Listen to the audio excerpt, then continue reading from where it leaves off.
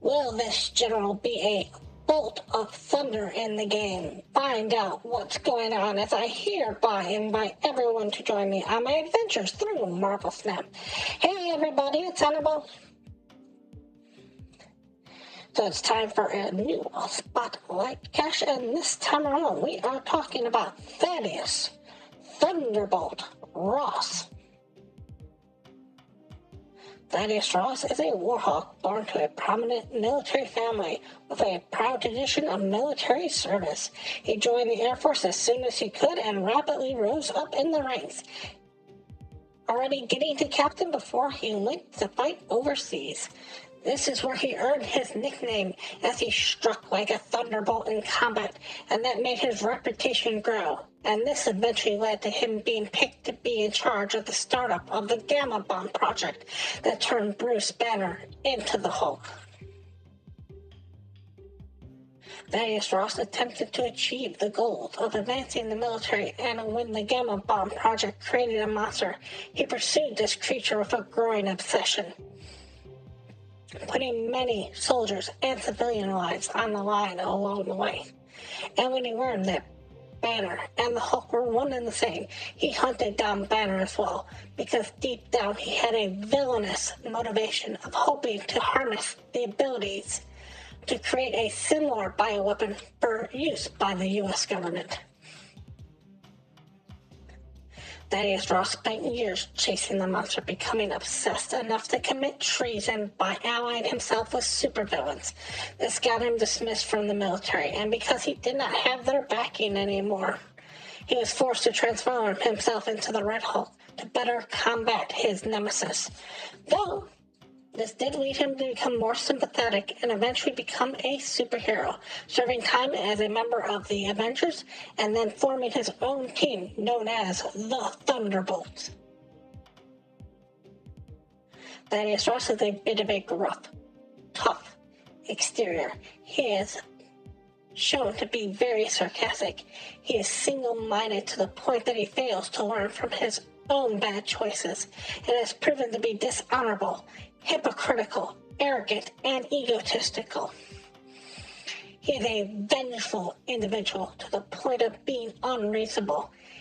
He is decisive and ruthless as an individual.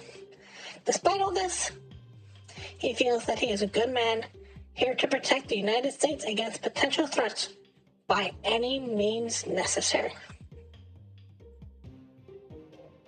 Thaddeus Ross is a relatively normal human being. However, he does possess a decent amount of strength, speed, and agility for a standard human, most likely as a result of regular exercise and training.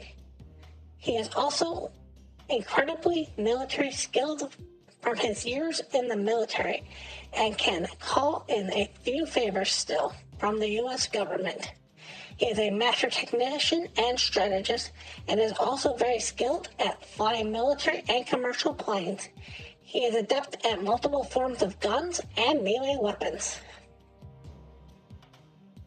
Thaddeus Ross is a former U.S. military general and arch-enemy of the Incredible Hulk, who hoped to harness the abilities of the Hulk to get many similar bioweapons for use by the U.S. government.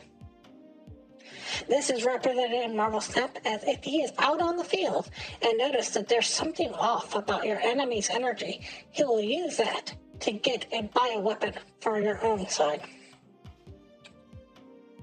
So in Marvel Snap, what this card does is it is a 2 cost, 2 power, with the description of this has to be out on the field, and if it's out on the field, not in your deck, not in your hand,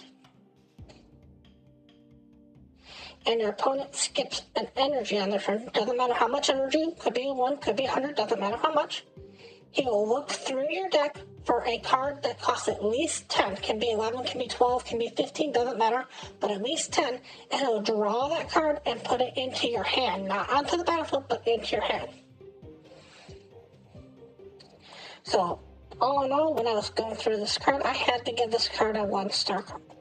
And honestly, I feel that I'm being generous with a 1-star card. I never give cards 0, If I gave card 0, I might give this card a 0. Let me explain exactly why this just so bad that I'm giving it the lowest ranking I think I've ever given any card in the world. First of all, for power ranking, it is all in all a Medusa that doesn't hit. A 2-2 is just not worth the power.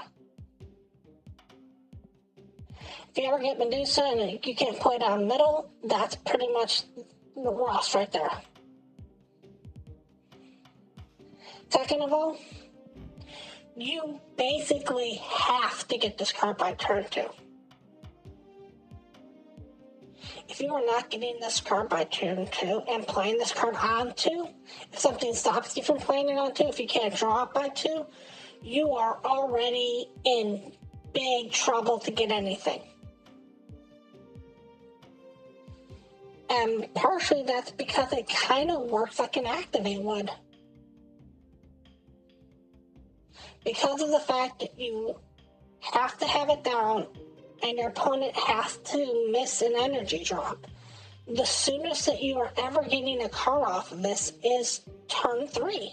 And that's if you get lucky and your opponent skipped on 2 and you played this on 2.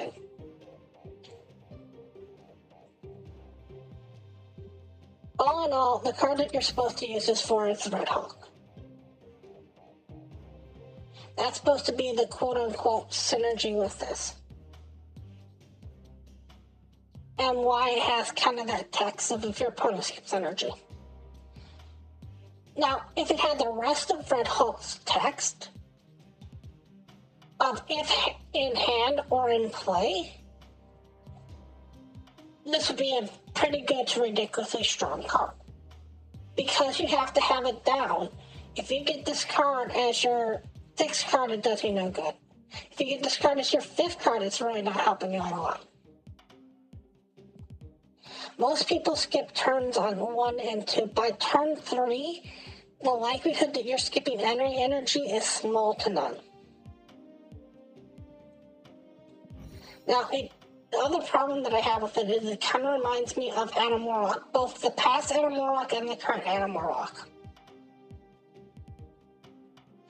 If your opponent knows that you're trying to draw a card for some reason, and you play this card down, and they didn't skip energy on the turn that you played it down, then all they have to do for the rest of the game is make sure that they catch the energy. Honestly, I would almost wish that this card wasn't activate. If this card wasn't activate, it'd be a better card. If this was an activate that drew 1 10-drop from your hand, that would be hard enough to pull off. Now, the bonus of this card is the simple fact that because it's a static card, per se,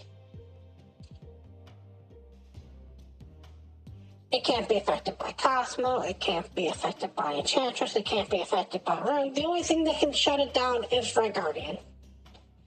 The only problem with that is it can't be affected by Rogue, it can't be affected by Enchantress, so there's no good ways for you to actually make it boost up. Like, you can't use Wonks, you can't use Absorbing Mans, you can't get more power off of it. In most situations, you're almost better off playing a Magic if you're playing this card. If you need to search for a card that badly, just throw a Magic in your deck and hope to have it run correctly. One of the other problems is one of the decks that you might see this in, the deck that this is supposed to go in, is what's known as a Tens deck, or the Scar deck, or the Searcher deck, or the Searcher Scar deck. And the problem is if you are playing with the Scar, and you can get the Thunderbolt Ross down on 2, there's a chance it can draw you the Scar. And that's great, except Scar's still 6 because you weren't able to play another 10-drop. You still have to find one of your other 10-drops. out of the Scar deck, I can't see too much use for this deck because the only deck that I can see that's having some sort of plan would be Heimdall, where you are desperate to find the Heimdall.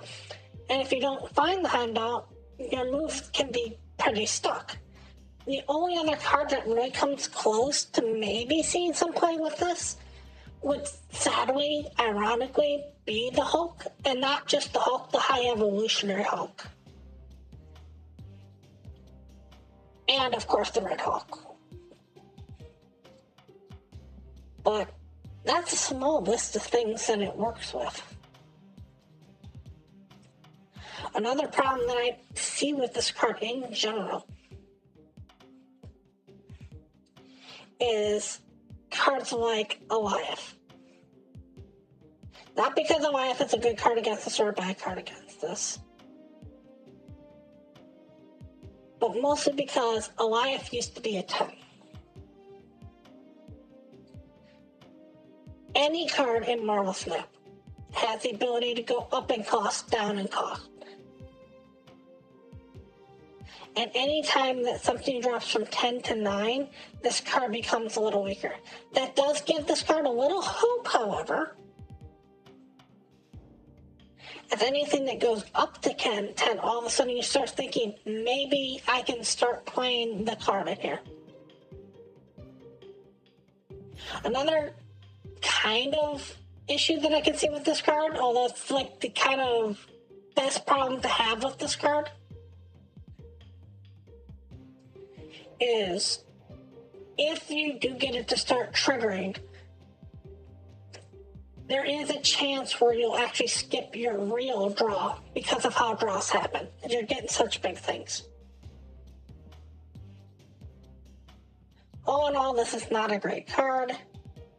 And part of that is, if you are looking for something to draw a 10 in your deck, in most games, this would be a great card because you've got 20 cards, you've got 50 cards, you've got 100 cards, you've got a million cards. But in Marvel Snap, since you only have 12 cards, you've got to really decide what goes in your deck. And in almost every situation where Thunderbolt Ross exists, you're better off just throwing another 10 into your deck if you have it. Something that's above 10 if you have it. Right, other than that this week, huge week not to open caches. Big flashing warning.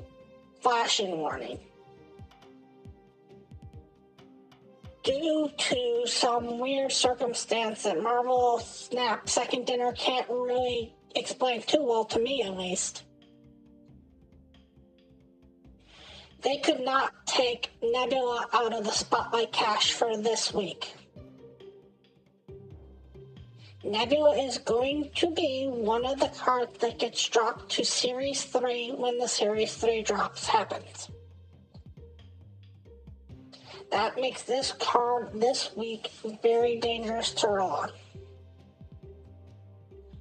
In general, once you start hearing about series drops, it's always cautious to roll on any cache because you don't know what's going to come down and how much these cards are going to cost in a few weeks. And even if Nebula wasn't in the slot,